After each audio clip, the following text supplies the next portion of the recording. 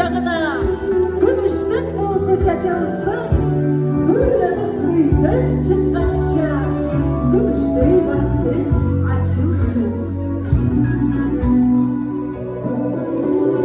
Bir bulup tügülersin, nur bulup sevinirsin.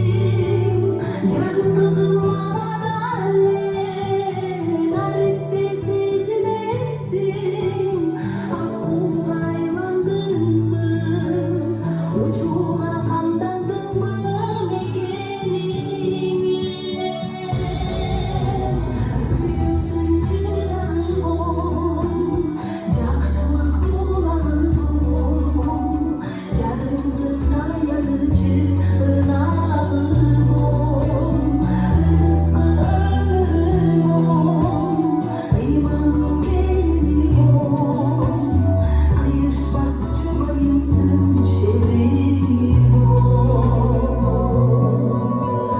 Gül baktın tübündürsün, gülünür küdüldürsün.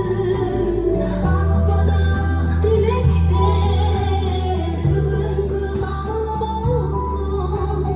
Bahtına açık dursun, kırk bana nasip kılsın ey Büyüdün çırağım ol, jakşılık kulağım ol. Jarındın dayanıcı ınağım ol. Rızkı ömrüm ol, imanlı gelinim ol. Kıyışmaz cübayımdın şirin ol.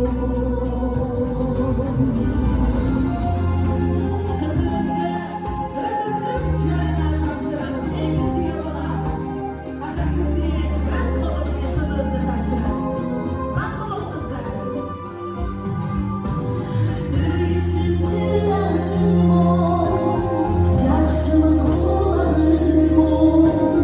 Jarındın dayanıcı ınağım ol. Rızkı ömrüm ol, imanlı gelinim ol. Kıyışmaz cübayımdın şerim ol. Yarımdın işim akar, şerim ol.